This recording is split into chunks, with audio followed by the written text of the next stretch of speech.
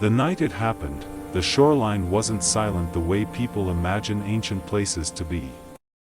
Wind moved through tall reeds, animals shifted in the distance, and a crowd stood frozen as if the air itself had been pinned in place.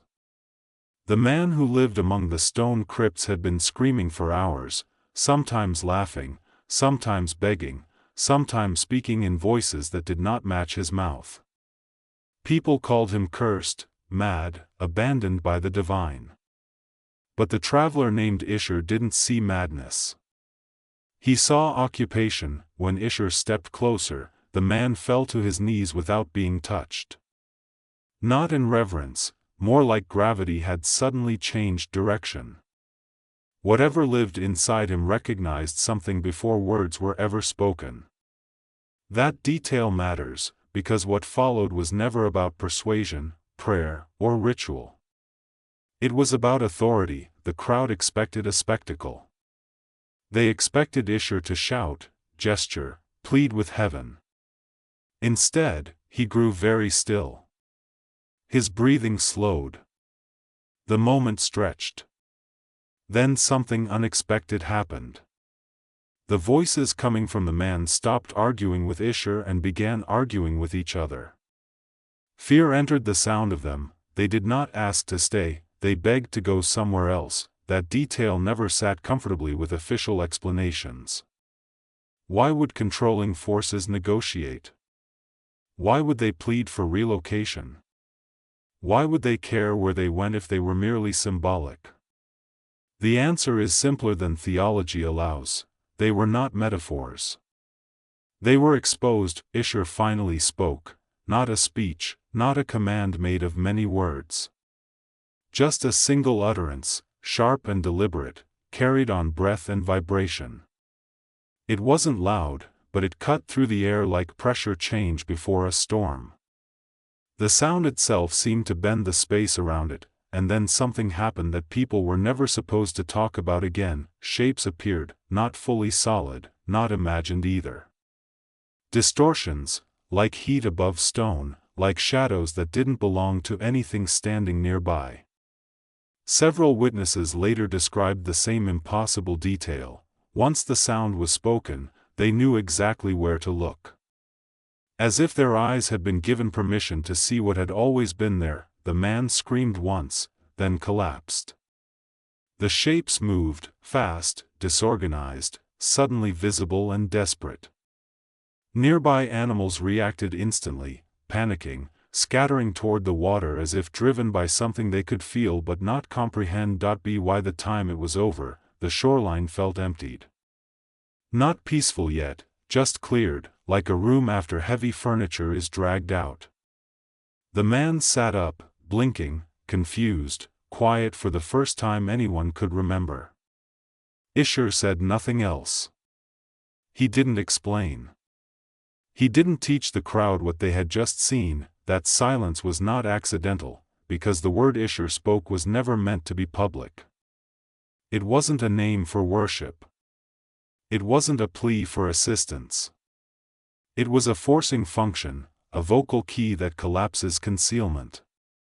And concealment is the only real defense unseen rulers possess. Later translators would erase the sound entirely, replacing it with vague phrases like he ordered them or they were cast out. Safe language. Language that protects systems. Language that ensures no one tries to repeat what actually worked, but fragments survived, not in temples. Not in official scrolls. In whispered repetitions. In marginal notes. In oral teachings passed between people who understood that the greatest danger to any controlling force is not rebellion, it's visibility, because once something is seen, it cannot negotiate from the shadows anymore. These entities, called many things across cultures, do not overpower humans physically. They influence through suggestion, repetition, emotional amplification. They press on fear, loop shame, ignite anger, and then feed on the energy released. Their strength is proportional to how invisible they remain. Most people never notice the intrusion. A thought appears, harsh and sudden, and it's assumed to be personal. A wave of despair hits without cause, and it's accepted as chemistry or fate. Over time, humans confuse reception with authorship. They believe every thought is theirs. That mistake powers the entire system. What Isher demonstrated on that shoreline was not supernatural dominance. It was recognition enforced by sound. The spoken word carried a frequency that stripped away the masking layer these forces depend on. For a brief window, they could not hide, and in that window, they panicked. That's why the request mattered. That's why the begging mattered. They weren't afraid of exile. They were afraid of exposure. For generations afterward, institutions would work very hard to make sure the story stayed symbolic. Safer that way. Easier to manage a population that believes evil is abstract, internal, or purely psychological. Much harder to maintain control over people who realize influence can be external, and commanded to reveal itself. The command survived anyway, not intact. Not publicly. But enough remained for those who paid attention to patterns instead of doctrines. Enough for certain lineages to understand that sound plus intent plus awareness equals authority. And here's the part that rarely gets said out loud: recognition is already happening to you. If you've ever felt a sudden shift when someone entered a room. If you've ever caught yourself thinking thoughts that felt intrusive, alien, or oddly repetitive. If you've ever sensed pressure lift the moment you became aware of it, then you already understand the principle: seeing weakens control. What happened on that shoreline wasn't the birth of a religion. It was a leak in the system. One that was quickly sealed, renamed, and buried under translation choices, but leaks have a way of resurfacing, especially when someone is ready to notice the pattern again. Once you understand that visibility is the threat, everything else starts to make sense. The unseen rulers, called watchers, administrators, custodians, depending on the culture, do not rule through force. They rule through management. Thought management. Emotional management. Attention management. Their domain is not flesh but focus. They exist in bands just outside ordinary perception, not because they are higher, but because they are thinner. Less dense. Dependent. They cannot generate energy on their own. They siphon it. Fear is efficient. Confusion is renewable. Shame is slow-burning and reliable. These states produce exactly the kind of output they require to maintain cohesion. This is why the system rewards reactivity. Notice how quickly outrage spreads. How fear-based narratives propagate faster than calm ones. How self-doubt loops are easier to sustain than self-trust. These are not moral failures. They are environmental pressures. When a thought arrives already charged with emotion, it feels urgent. Personal. True. Most people never question its origin. That unquestioned acceptance is the point. The moment someone realizes, I am aware of this thought, therefore I am not the thought, a fracture appears. That fracture is intolerable to controlling forces. Awareness interrupts feeding. This is why they must remain unseen. When Isher spoke the command, he wasn't attacking. He wasn't even addressing the entities as enemies. He was invoking source alignment. The sound carried authority because it was spoken from recognition, not fear. Fear-based speech has no weight in unseen realms. Authority does. That distinction is critical. Most people assume protection requires external help, rituals, intermediaries, permission structures. That belief itself is cultivated.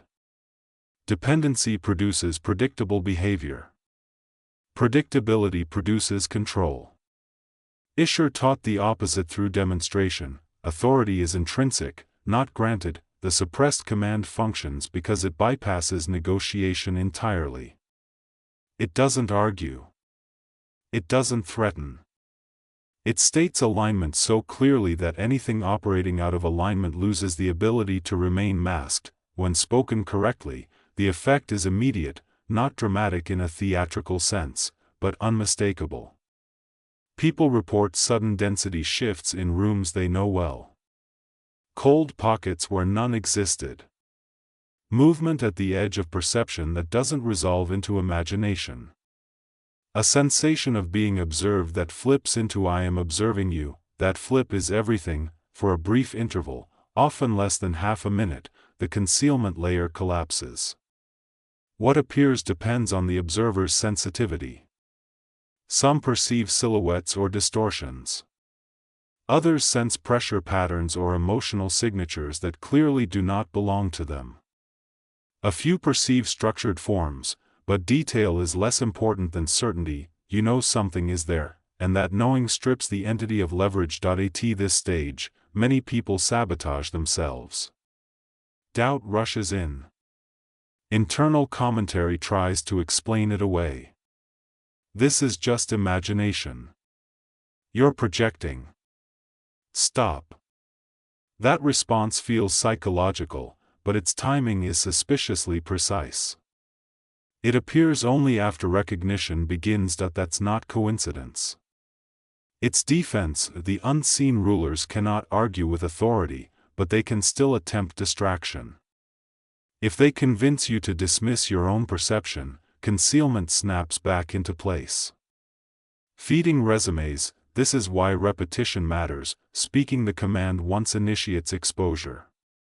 Speaking it again stabilizes perception. Following it with a declaration of sovereignty completes the sequence. Not emotional sovereignty, structural sovereignty. You are stating that access has been revoked, and here's what doesn't get discussed enough. Once visibility occurs, fear drops sharply. The entities rely on intimidation through uncertainty. When seen, they appear diminished. Less solid. Less imposing. Often fragmented. Their power was never intrinsic, it was borrowed through ignorance. This realization changes how you relate to your own mind. Thoughts lose their automatic authority. Emotional spikes become signals instead of commands. You start noticing patterns instead of being driven by them. This alone starves the system, but the system does not retreat quietly. After initial exposure, there is often escalation. Increased noise. More aggressive thought insertion. Emotional turbulence that feels disproportionate. This is not failure. It is resistance. A final attempt to reassert invisibility through overwhelm. Consistency breaks it. Authority, calmly repeated, is unbearable to anything that depends on confusion. Within days or weeks, pressure drops. Thought clarity increases. Emotional reactions shorten. You don't become numb, you become precise, and something else happens. You begin detecting intrusion before attachment. The moment a foreign pressure approaches, awareness lights up. The command doesn't even need to be spoken aloud every time. Recognition alone destabilizes approach. This is what true sovereignty looks like, not constant battle, but lack of access. This is why the teaching had to be buried. A population capable of self-detection cannot be herded emotionally. Institutions lose leverage. Fear narratives lose potency. Authority structures that depend on invisible influence collapse under scrutiny. Visibility is contagious. Once you see, you can't unsee. And once enough people see, the environment itself changes. Feeding grounds dry up. Manipulation becomes inefficient. This was never about belief. It was about perception, and perception, once activated, answers to no hierarchy. By the time someone reaches this stage, the question is no longer is this real but why did no one explain it this simply before? The answer isn't mysterious. Simplicity threatens systems built on mediation. If authority is internal, there's nothing left to sell. The final phase isn't dramatic. It's quieter than most people expect. After repeated exposure and withdrawal, the unseen pressure that once felt constant begins to feel unfamiliar. Silence inside the mind stretches longer. Emotional reactions still occur, but they no longer hijack attention. You begin responding instead of reacting. That distinction alone reclaims enormous energy. This is when true clarity emerges. You notice how often external systems attempt to reinsert urgency. News cycles, social conflicts, manufactured crises. All of it designed to provoke the same emotional outputs that once fed unseen structures. The difference now is recognition. You see the hook before it sets, and when recognition happens, authority activates automatically. There is no need for ritual at this stage. No special posture. No ideal hour. The command becomes less about sound and more about alignment. Spoken words still work, but awareness itself carries weight. The moment something foreign approaches, your field responds. This is sovereignty stabilized. Some experience this as lightness. Others as quiet confidence. Some feel grief for years spent under influence they never recognized. All reactions pass. What remains is steadiness. Presence without effort, and here's the part rarely acknowledged. Once you stop feeding unseen structures, they stop prioritizing you. Control seeks efficiency. It migrates toward those who remain unaware. This isn't punishment or reward, it's resource allocation. Attention shifts elsewhere. That doesn't make you superior. It makes you unavailable. At this point, the original command functions more as a reminder than a weapon. It reinforces boundaries. It keeps perception sharp. It maintains hygiene, not combat. Used periodically, it ensures nothing reattaches unnoticed, and you'll notice something else. People around you begin responding differently. Some feel calmer in your presence. Others feel unsettled. Not because you're doing anything, but because clarity destabilizes projection. Those still deeply entangled may resist. That's not your responsibility. Visibility always disrupts comfort before it creates freedom. This is why the original demonstration was never followed by recruitment. No organization formed around it. No hierarchy was established. Those who recognized the mechanism didn't seek followers. They sought clear fields, because clear fields don't need leaders, they need awareness. If you've stayed with this story to this point, it's because something in you already recognizes the pattern. Not intellectually, structurally. You've felt the shift before. Maybe briefly. Maybe recently. Maybe right now. That's not coincidence. You didn't arrive here to be convinced. You arrived here to remember how authority actually works. It doesn't shout. It doesn't demand belief. It doesn't ask permission. It sees, and what can be seen can no longer rule from the dark. If this story resonated, it's because recognition is already active in you. Stories like this don't persuade, they mirror. And mirrors only work when something is already there to reflect. If you found value here, support this work by subscribing so these narratives remain visible and unsuppressed. Each subscription strengthens clarity over confusion. If you felt a shift while listening, like the video to signal that awareness-based content still has a place in crowded spaces, and if you know someone who's been questioning their thoughts, emotions, or sense of control, share this, not to convince them, but to offer a mirror when they're ready. Stay clear. Stay present. And keep seeing.